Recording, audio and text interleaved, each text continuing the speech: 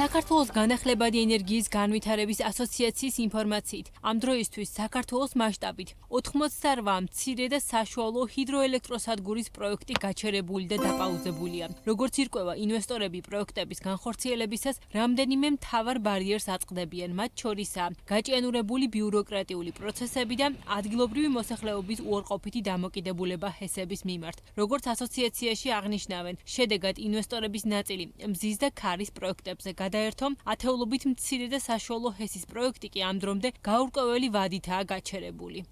რეალურად ჩვენ ვდგავართ სერიოზული გამოწვევის წინაშე ჰიდროენერგეტიკასთან მიმართებაში, იმ უბრალო მიზეზის გამო, რომ ჩვენს ქვეყანაში არსებობს პროექტები საშუალო მცირე, მათ შორის აქ არ არის საუბარი მსხვილ პროექტებზე, რომლებიც რამდენიმე წელია უკვე გაჩერებულია. ამას აქვს თავისი მიზეზი. პირველი ეს გახლავთ ბიუროკრატიული და დროში გაწელილი პროცედურა, იმ უბრალო მიზეზის გამო, რომ დაახლოებით 3, 4, 5 წლის განმავლობაში ინვესტორი ელოდება სხვადასხვა ტიპის დახმარებას და ყველაზე კრიტიკული აქ გახლავთ ადგილობრივ მოსახლეობასთან კომუნიკაციის ნაწილი.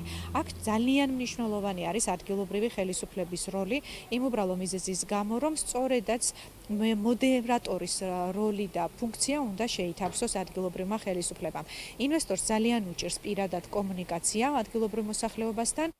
იმაზე, რომ საქართველოს ენერგოსისტემას ბოლო წლების განმავლობაში ახალი სიმძლავრეები, ნელი ტემპებით ემატება, ოფიციალური სტატისტიკაც მიუთითებს. მაგალითად, 2023-2024 წლებში ქვეყნის დადგმულ სიმძლავრეს დაახლოებით მხოლოდ 60 მეგავატამდე მოცულობა შეემატა. ქვეყანაში ელექტროსადგურების მშენებლობის გააქტიურებას ისახავს მიზნად მთავრობის მიერ ენერგეტიკის დარგში შემოღებული CFD მექანიზმი, თუმცა დარგის წარმომადგენლების ნაწილი აცხადებს, რომ მიუხედავად სექტორში CFD ტარიფების მთელი რიგი საკითხები გამოწვევად რჩება. მათ შორის ჰესებისთვის სამშენებლო ნებართვების დროული მიღება და გენერაციის ობიექტების ქსელზე მიერთება. CFD არ არის რაღაცა განსაკუთრებულად ფურცელზე წერია, უბრალოდ ტარიფი, სხვა არაფერი არ შეცვლა ამ პროექტებისთვის. ისევ იგივე მიერთების პრობლემა არის, ისევ იგივე არ ვიცი სატყეო დეპარტამენტთან რაღაცა კოლოსალური თანხების გადახდის პრობლემა არის, ისევ იგივე არ ვიცი მიწის საკითხები არის, სოციალური საკითხები, მიერთების საკითხები და არ ვიცი, ისევ იგივენაირად ამ CFD კონტრაქტებით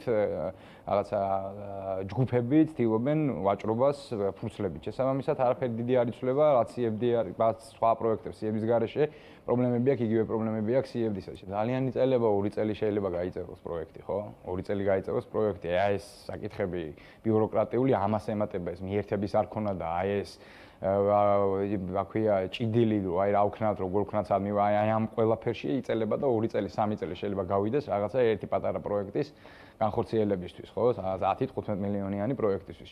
დარგისთვის ბიუროკრატიული პროცესების გამარტივების აუცილებლობაზე საუბრობენ ენერგეტიკული ინფრასტრუქტურის მშენებელ კომპანია ბემონში, სადაც აღნიშნავენ, რომ მცირე და საშუალო ჰესების პროექტების გააქტიურებასთან ერთად აუცილებელია მსხვილი წყალსაცავიანი ელექტროსადგურების პროექტების განახლებაც.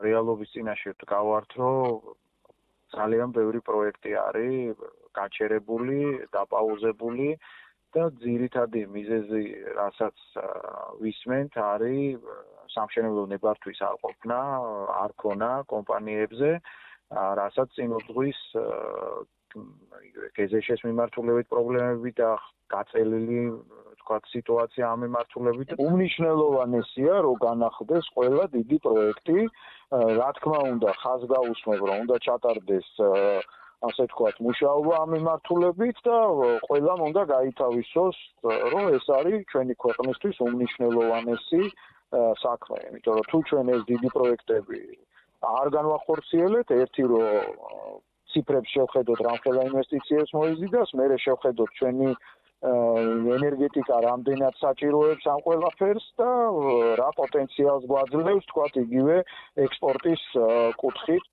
სექტორის წინაშე არსებული გამოწვევების ფონზე კი მთავრობის გეგმით 2030 წლისთვის საქართველოს ენერგეტიკული თვალსაზრისით სრულად თვითკმარი ქვეყანა უნდა გახდეს. ანუ იმაზე მეტი ელექტროენერგია აწარმოოს, ვიდრე მოიხმარს. დარგის წარმომადგენლები კი ამბობენ, რომ არსებული ტემპებით გენერაციის ობიექტების მშენებლობის ფონზე დასახული გეგმის მიღწევა რთულია. გაცხადებული პოლიტიკაა, რომ 2030 წელს გვინდა რომ მივიდეთ, ძალიან გაგვიჭირდება 5 წლის განმავლობაში იმ ტემპებით, რომელი ტემპითაც დღეს ჩვენ ვცდილობთ ენერგეტიკის ხელშეწყობას, რომ მივიდეთ თვითკმარობამდე. იმიტომ რომ წლები ჭირდება ჰესების მშენებლობას, ეს არ არის 1 ან 2 თვის ამბავი და შესაბამისად გამომდინარე აქედან კრიტიკულად მნიშვნელოვანია დავიწყოთ მუშაობა უკვე გუშინ თუ არა დღეს მაინც იმისათვის რომ სულ მინიმუმ 30 წელს ან უახლოეს პერიოდში გავხდეთ თვითკმარი ქვეყანა და საბოლოო ჯამში არ გამოგვივიდეს ისე რომ შავი ზღვის წყალქვეშა კაბელი ავაშენოთ და მხოლოდ გამტარის როლი გვქონდეს. ენერგეტიკის სექტორის წარმომადგენლები ახლა ეკონომიკის ახალ მინისტრთან შეხვედრის მოლოდინში არიან. ბიზნესი ამბობს, რომ უწყების ახალ ხელმძღვანელთან სხვა პრობლემურ საკითხებთან ერთად გრედას მიერ მომზადებული საკანონმდებლო პაკეტის მიღების აუცილებლობაზე კიდევ ერთხელ ისაუბრებენ. კანონპროექტი ქონების და მიწის გადასახადის გარკვეული ნაწილის უშუალოდ იმ თემსა თუ სოფელში დარჩენას ითვალისწინებს, სადაც გენერაციის ობიექტები ან და ენერგეტიკული ინფრასტრუქტურული პროექტები ხორციელდება.